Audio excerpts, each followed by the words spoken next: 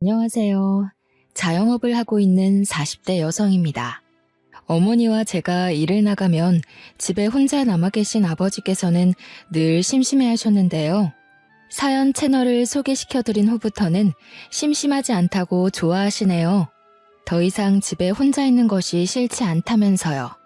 행복해 하시는 아버지를 볼 때면 아직도 우리 가족이 화목하게 산다는 것이 꿈만 같습니다. 한편으로 불안하기도 하고요. 행복을 잡는 것은 뜬구름을 잡는 것처럼 매우 어려운 일이지만 불행이 찾아오는 건 한순간이니까요. 기억도 안 날 만큼 어린 시절부터 시골에서 자랐습니다. 집안 대대로 고구마 농사를 짓는 아버지 때문이었죠.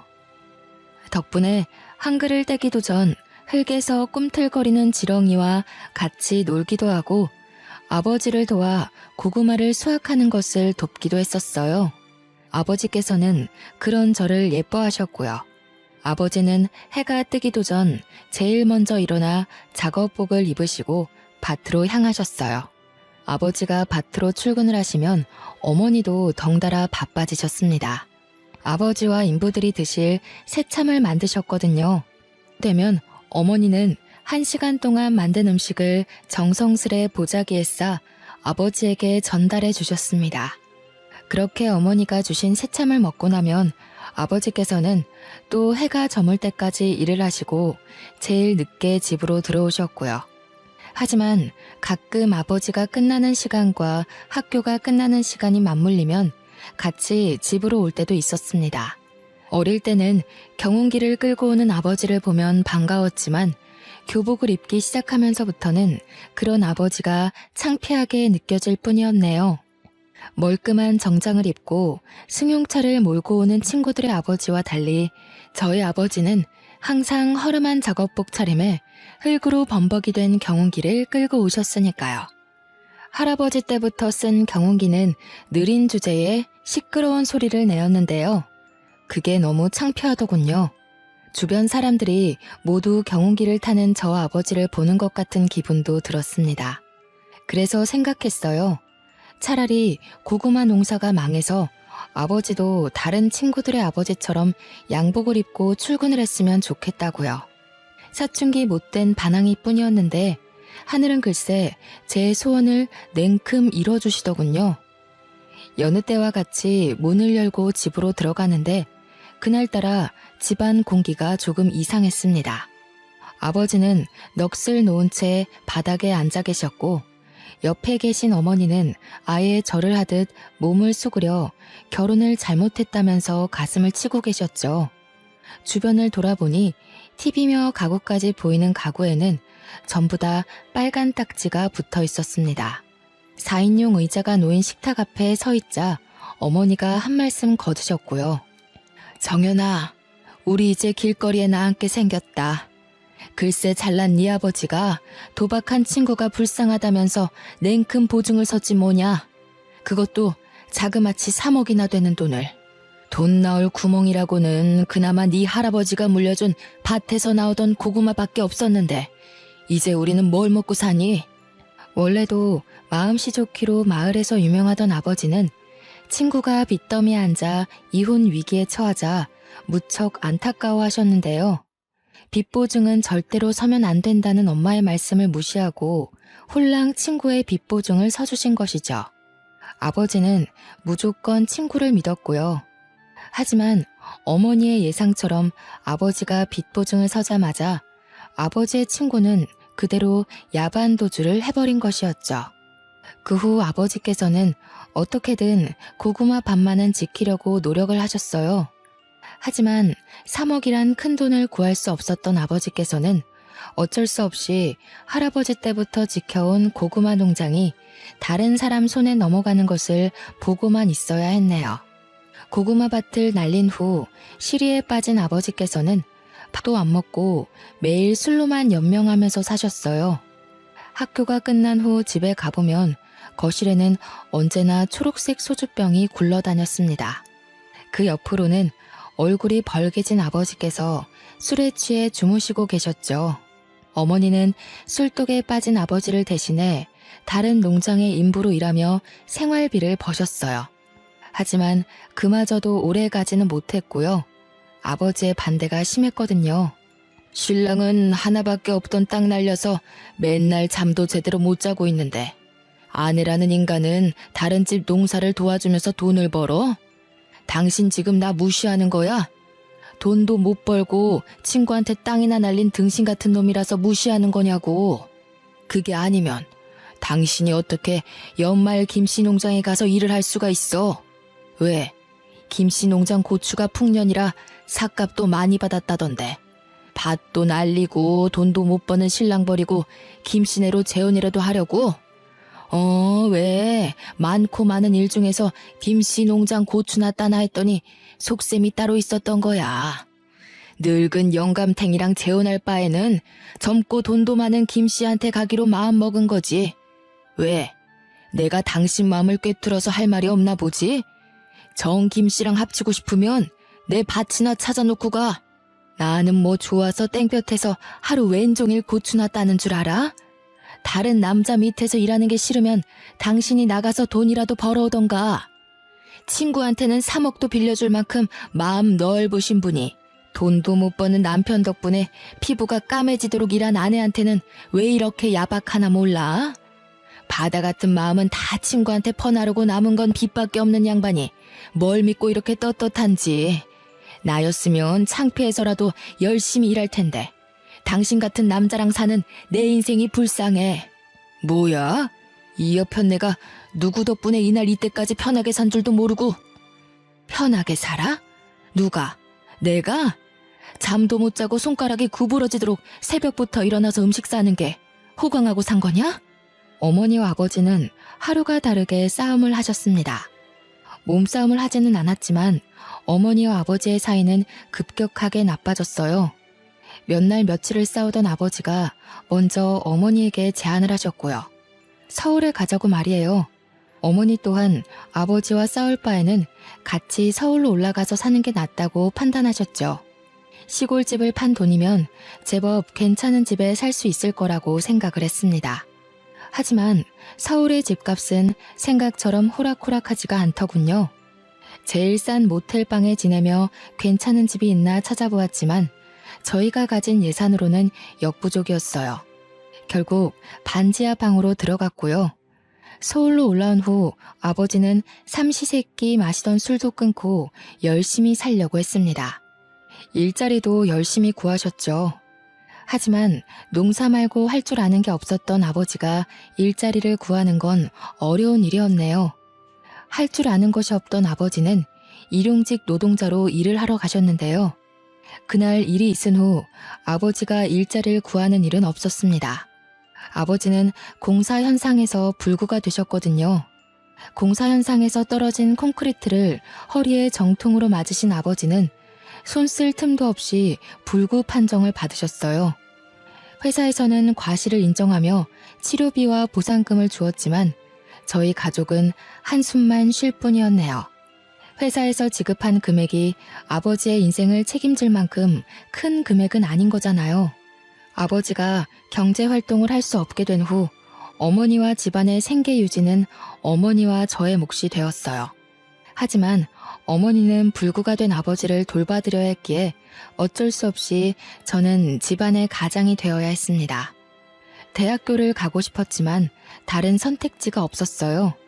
그래서 고등학교를 졸업한 후 작은 중소기업의 경리로 일하며 집안의 생활비를 책임졌죠. 하지만 고작 경리로 일해 번 월급은 세 식구의 생활비를 하기에는 턱없이 부족했습니다. 그 후 어쩔 수 없이 기초 생활소급자를 신청하게 되었고요. 아버지와 함께 시청에 갔을 때는 부끄러움이 온몸으로 느껴지더군요.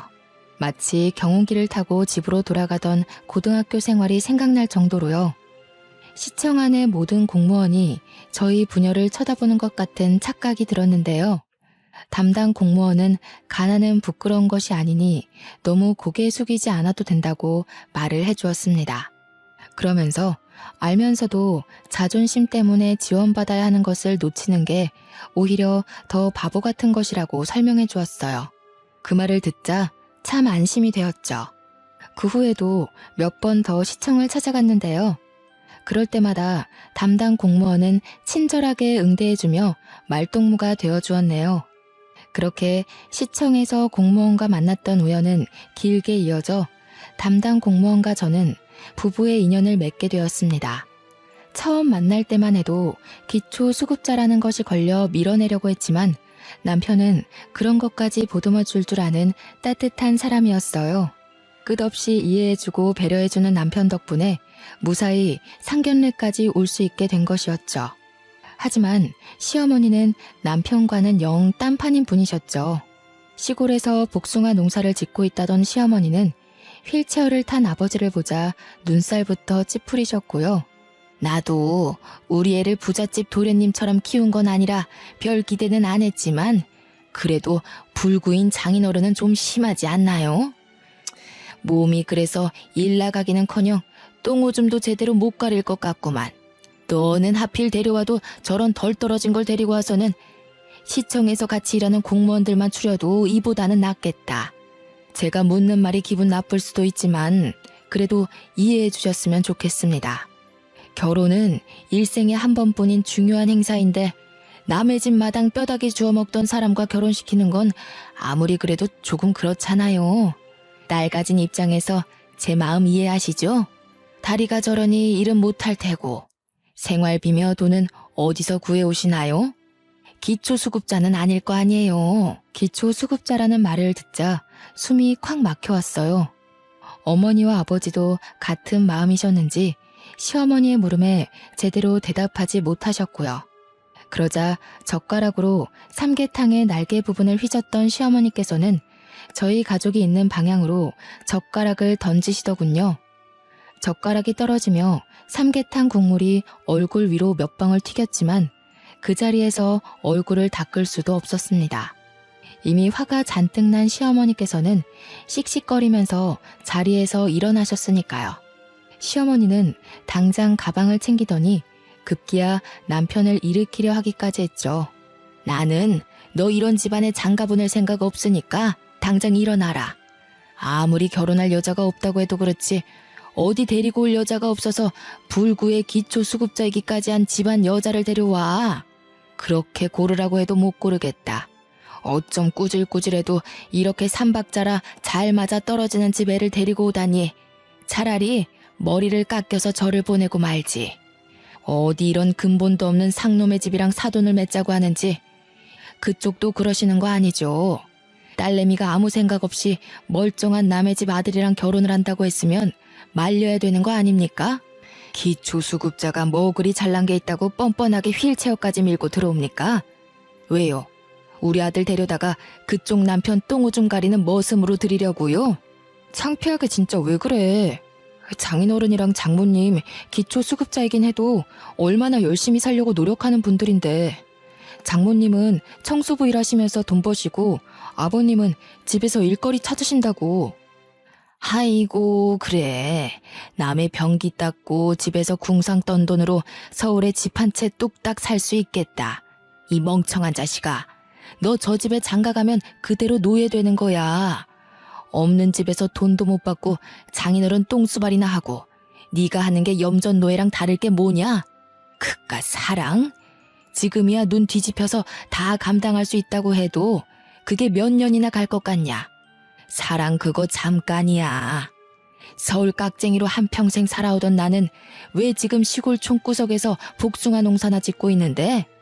너는 옆에서 엄마를 봤으면서도 아직도 정신을 못 차려? 그럼 이미 임신했는데 어쩌라고. 뱃속에 생긴 애 지우기라도 할까?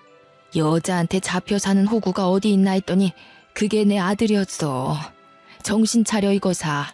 수박 안에 씨도 없는 자식이 어떻게 애를 가지게 해? 너 지금 저 불려시 같은 거한테 속고 있는 거야. 시어머니께서는 기어코 못 믿겠다면서 유전자 검사를 해보자고 제안하셨어요. 막무가내로 나오는 시어머니 때문에 저는 임신한 지 3개월 만에 유전자 검사를 하게 되었고요. 결과는 당연히 남편의 아이가 맞았습니다. 그걸 보자 시어머니께서는 발목을 잡혀도 단단히 잡혔다면서 통곡을 하셨죠. 그렇게 유전자 검사를 한 후 결혼을 허락받음과 동시에 시어머니에게 미운 털이 단단히 박히고 말았네요. 임신을 한 탓에 결혼식을 조촐하게 치러줬어요. 하객 또한 가까운 가족들만 모시고 했고요. 부모님께서는 어디서 살지를 제일 많이 걱정하셨지만 남편이 공무원인 턱에 공무원 임대 아파트에 살 수 있었습니다. 시골에서는 주택에서 서울에 올라온 후로는 반지하를 전전하며 살았는데 아파트에 살다 보니 좋은 점이 많더군요. 깔끔한 집 구조와 아침이면 눈부신 햇살을 볼 수 있는 것 모두가 좋았지만 가장 좋았던 것은 깨끗한 화장실을 쓸 수 있다는 것이었어요. 반지하 집에서 살 적에는 여기저기 곰팡이 핀 화장실을 이용했었거든요. 그래서인지 깨끗한 화장실에서 씻을 수 있다는 것이 큰 축복으로 느껴졌죠. 하지만 한편으로 어머니 아버지에게 미안한 마음이 들기도 했어요.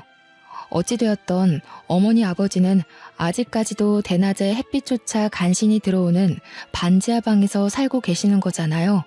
깨끗한 집으로 이사를 가게 해드리면 좋으련만 작은 회사에 격리로 일했던 것이 전부인데다가 현재는 임신을 해 경력까지 단절된 제가 부모님에게 해드릴 수 있는 것은 아무것도 없었어요.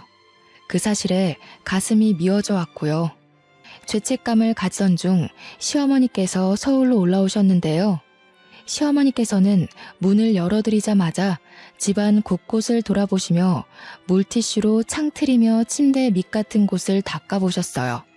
그러고는 먼지가 묻어나올 때마다 째려보셨습니다.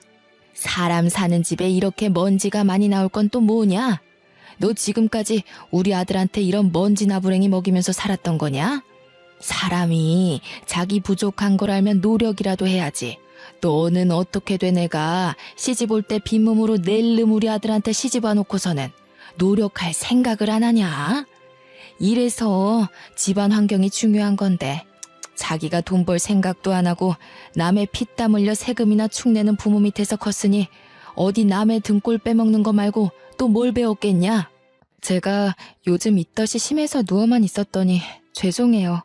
몸 나아지면 바로 집 깨끗해지도록 노력할게요. 어디 내 배에 있는 애만 금태라도 두르고 나왔던? 뭐가 그리 까다로워? 어디 내 엉덩이에 꿀이라도 발라놓은 거냐? 그러지 않고서는 어떻게 사람이 돼가지고 침대에만 꿈쩍을 않고 누워있을 수가 있어? 몸이 힘들다고 한들 밖에서 일하는 우리 아들보다 힘들까? 안 되겠다. 너 당분간 내 밑에 내려와서 일손 좀 거들면서 시골에서 지내라. 부모한테 나쁜 것만 배운 버릇을 단단히 고쳐놔야지. 막달이라 안 된다고 했지만 시어머니께서는 그렇게라도 결혼하게 해준 은혜를 갚으라고 하셨습니다. 계속 거부를 하자 시어머니께서는 남편에게 전화를 하셨고요. 일 시킨다는 이야기를 쏙 뺀 시어머니의 말에 남편은 시골에 내려가 쉬엄쉬엄 놀다 오라며 오히려 시골에 가는 것을 대찬성하는 눈치였어요. 믿었던 동아줄까지 끊겼기에 어쩔 수 없이 막달의 몸으로 시골에 끌려가게 되었죠. 시골에 내려가자 마음의 준비를 할 틈도 없이 지옥이 펼쳐지더군요. 아침부터 복숭아 농장에 할 일이 많다며 5시도 안 되는 시간에 깨웠거든요. 복숭아 가지치기부터 시작해 복숭아 포장까지 모든 것을 일주일 안에 끝내야 했기에 쉴 수 있는 날은 없었습니다. 오히려 잠이라도 5시간 이상 자는 것이 감지덕지할 지경이었죠. 이미 시골 근방에서 못돼 먹은 농사꾼으로 이름을 날린 시어머니께서는 유난히도 저를 괴롭히셨는데요. 오죽하면 같이 일하던 아주머니들께서 며느리와 시어머니의 관계가 아닌 8년 노예와 주인의 관계로 볼 지경이었어요. 아주머니들은 제 처지가 기구하다며 다 같이 혀를 차주었습니다. 그럴 때마다 시어머니는 인기척도 없이 나타나 한마디씩 톡톡 쏘아붙이셨죠. 기초수급자 집안 주제에 언감생심 맨 몸뚱이로 시집왔으면 밥값은 해야지. 여주댁이나 김포댁이 애 하는 꼴을 못 봐서 불쌍하다는 소리를 하는 거야. 가난하게 태어났으면 눈치껏 빠릿빠릿하게 행동하기라도 해야 되는데 하는 짓은 어디 잔뜩 여물이나 쥐어먹은 소마냥 퍼져가지고 그 꼴 보면 괜찮던 머리가 뇌까지 울린다니까. 에이, 그래도 너무했지. 며느리가 밥을 소마냥 쌀 한 포대씩 먹어치우는 것도 아니고 요즘 같은 시대에 시골 내려와서 시어머니 일손도 돕는 며느리가 세상 천지에 어디 있어? 뱃속에 떡 귀한 손녀까지 턱하니 가졌다며. 며느리 밉다고 너무 구박하지 말어. 며느리는 어디 가난하고 싶어서 그런감? 이왕 한 거 옆에서 잘해줘. 혹시 알아? 며느리가 벼락부자 돼서 시어머니 복숭아 농장이 아니라 강남의 백화점으로 출근 도장 찍어줄지. 아이고, 이런 맹추가? 길거리에 이부자리나 안 펴면 다행이지. 돈 버는 것도 재주 좋고 교육 잘 받는 사람들이나 그런 거지. 요즘은 용도 집안 가려가면서 나온다고? 이런 별 볼 일 없는 집안에서 용이 나겠어? 지렁이 마냥 하는 것도 없이 꾸물대기라도 안 하면 몰라. 시어머니의 억지는 일하던 아주머니들의 혀를 내두를 정도로 막무가내였습니다. 하지만 시어머니만큼은 여전히 자기가 무슨 잘못을 했는지 모르는 눈치였어요. 출산일이 한 달도 남지 않은 시점에서 무리하게 일을 하니 배가 뭉치는 걸로도 모자라 항상 아파왔죠. 그렇지만 시어머니께 말할 엄두는 나지 않았네요. 시어머니께서는 분명 꾀병이라며 일을 더 시킬 것이 분명했으니까요. 시어머니 말대로 기초 수급자 집안인데다가 혼수라고는 뱃속에 아이밖에 없으니 몸으로 때우는 수밖에 없었어요. 어떻게든 시어머니를 이해하려 노력했는데요. 시어머니께서 혼자도 아닌 둘이 지내고 있는 집에 새로운 남자친구를 끌고 들어온 후 그 마음은 불에 타버린 듯 흔적도 없이 사라지고 말았네요. 시어머니의 남자친구를 봤을 때의 충격은 말로 표현하지 못할 정도였어요.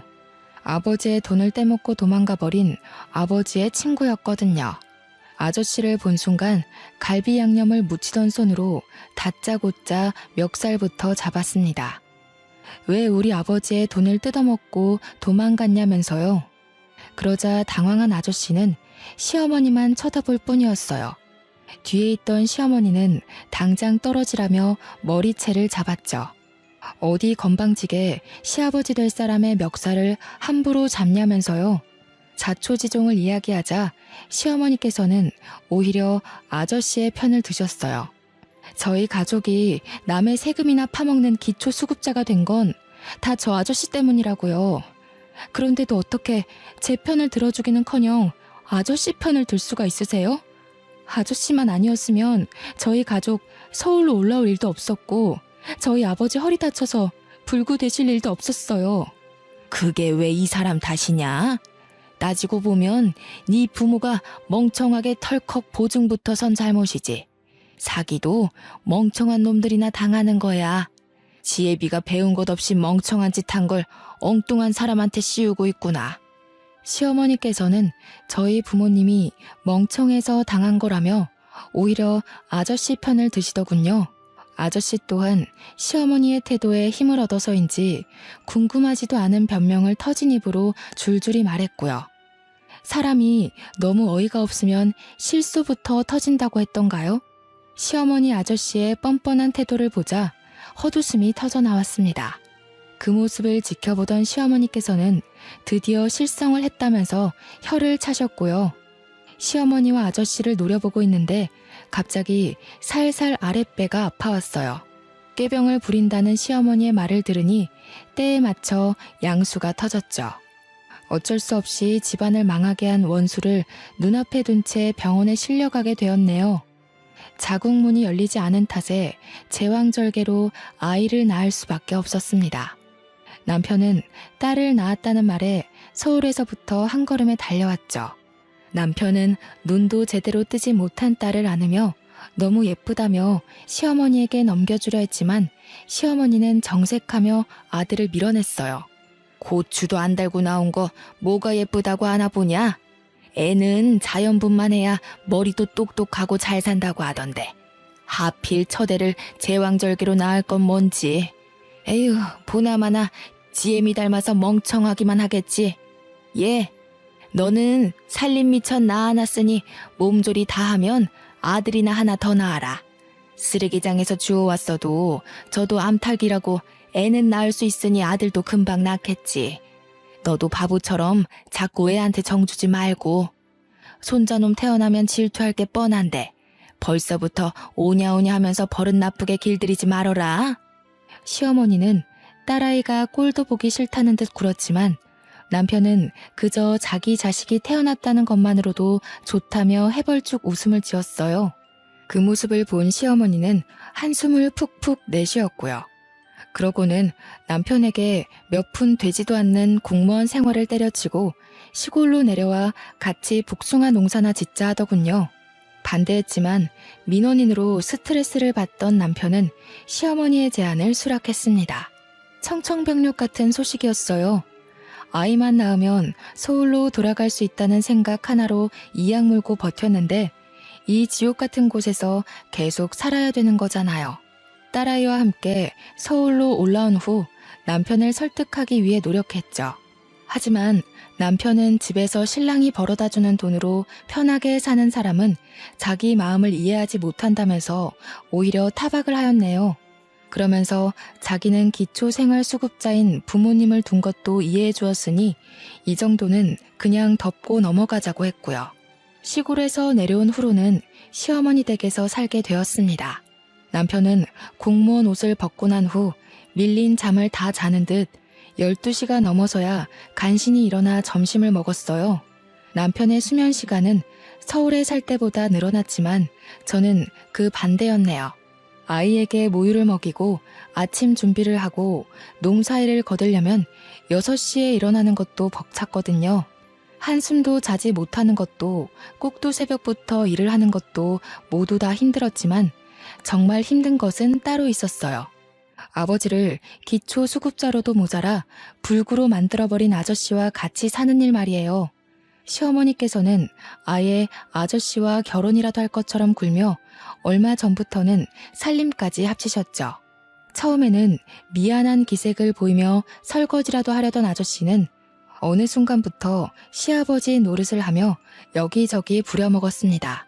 이제라도 돈을 갚으라고 말을 해도 배째라는 식으로 굴며 자신도 알거지라고 말을 하더군요. 그러면서 오히려 자기한테 감사의 인사를 하라는 말까지 했어요. 자기 때문에 기초수급자가 돼 나라 돈을 받으면서 편하게 사는 거라면서 말이에요. 기가 막히고 코가 막혔습니다. 아저씨의 등장은 가뜩이나 가시밭길인 앞길의 장애물 같은 존재였죠. 오히려 복숭아 농장에서 일을 하는 것이 휴식처럼 느껴질 정도였고요. 아이가 돌이 지나고 5살이 될 때까지 시골에서의 삶은 고단함의 연속이었어요. 그러던 중 서울에 계신 어머니께서 제가 있는 시골로 내려와 살고 싶다는 이야기를 하셨습니다. 서울 반지하에서 햇빛도 못 보면서 살 바에는 차라리 시골로 내려가 햇빛이라도 보면서 살고 싶다는 것이 어머니의 의견이었어요. 저 또한 어머니의 의견에 동의를 했고요. 그래서 시댁이 뒤집히는 일이 있더라도 꼭 부모님을 시골로 모셔오리라고 생각을 했어요. 시댁으로 가 부모님을 모시고 오겠다고 하자 남편과 시어머니는 펄쩍펄쩍 뛰면서 반대를 했네요. 아니, 너는 생각이 있는 거냐 없는 거냐?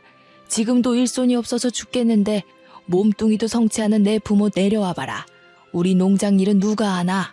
가뜩이나 애도 어린데 꼭 장모님이랑 장인어른까지 모셔와야겠어.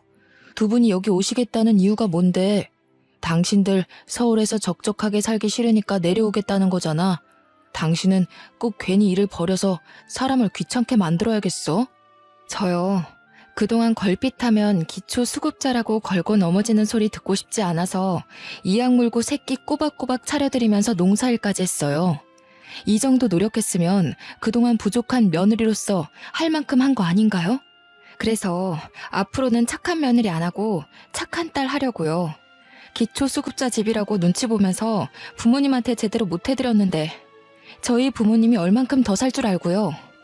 재덕씨야, 한 집에서 어머님이랑 같이 사니까 어머니가 내일 돌아가시던 지금 당장 돌아가시던 여한이 없겠지만 저는 아니거든요.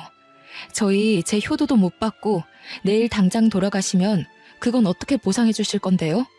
어머니가 저희 부모님 대신 저승길 가실 건가요? 아니잖아요. 허락 구하려고 말씀드린 거 아니고 그냥 통보드리는 거예요.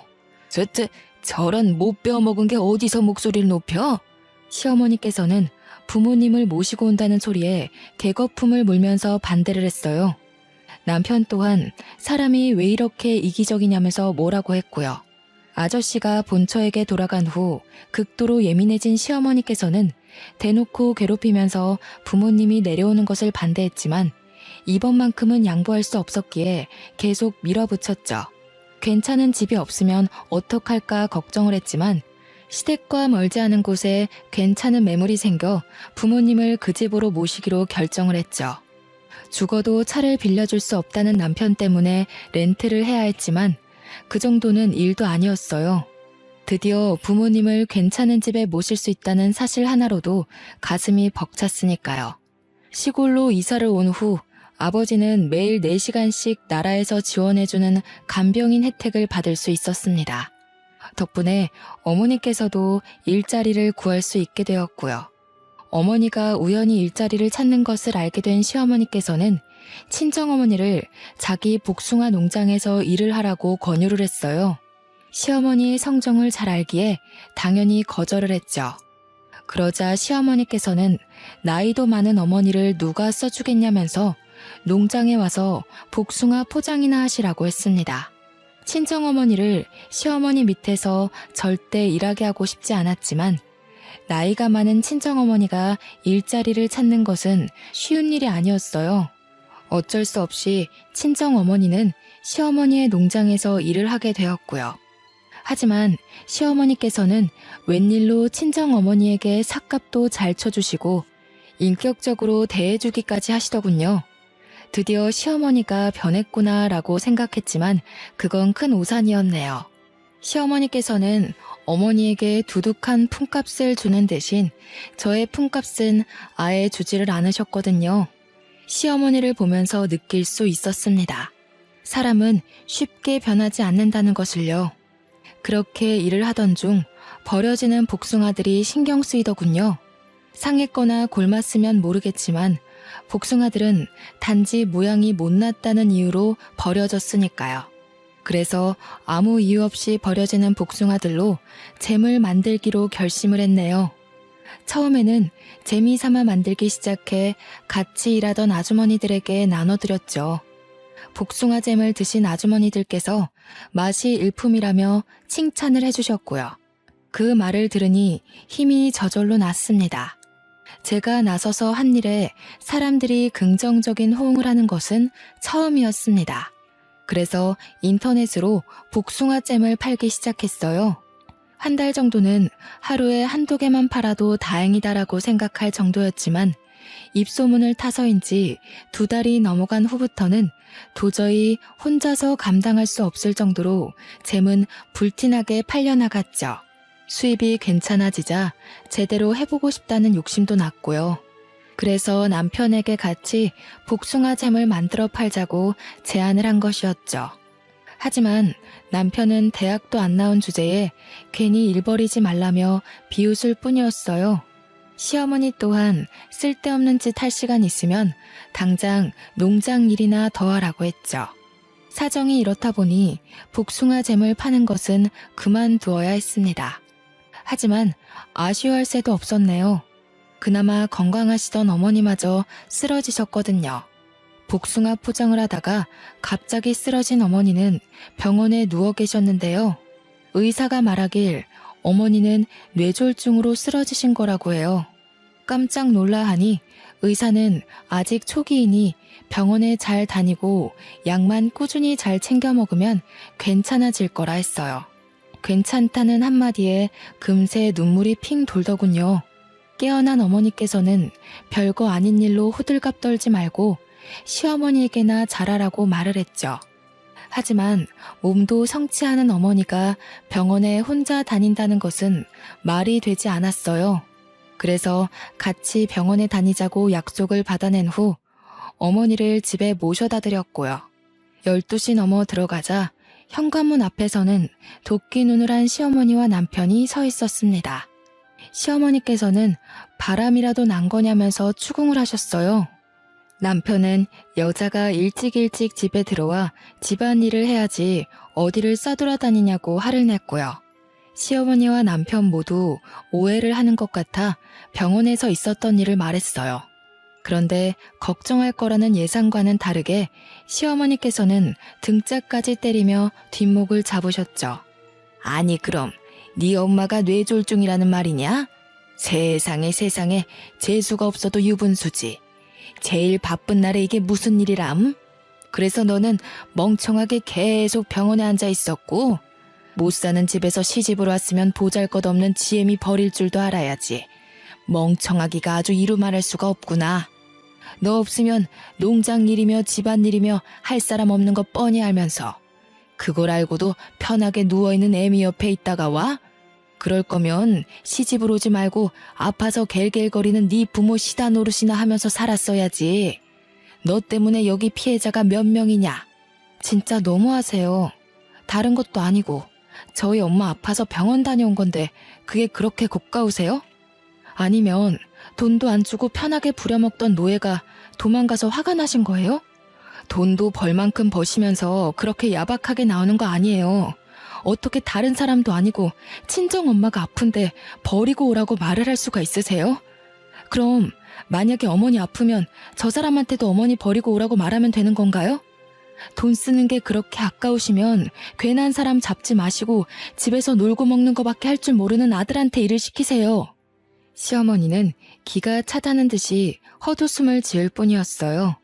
옆에 있던 남편은 냅다 뺨을 갈겼고요. 얼굴이 돌아가고 이내 화끈거리는 통증이 왼뺨에 퍼지기 시작했는데요. 그 순간 아무 생각도 나지 않고 황당할 뿐이었어요. 기초 수급자인 게 뺨을 맞을 정도로 큰 죄인가 생각이 들었고요.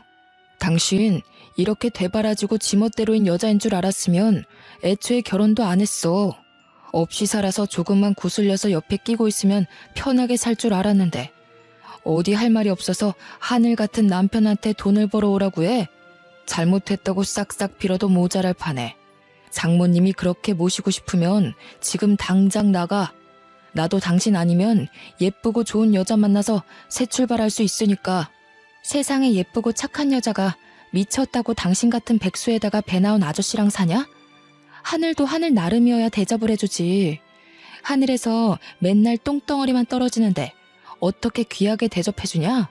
그리고 요즘에는 땅값이 금값인 거 몰라? 하늘 그거 높아봐야 돈도 안 돼. 나도 이렇게 된 거 당신 같은 사람이랑 못 사니까 깔끔하게 갈라서. 신땀한 헌신이 제 발로 나가준다는데 우리야 아주 고맙지. 당장 내일 중매쟁이한테 전화나 넣어봐야겠다.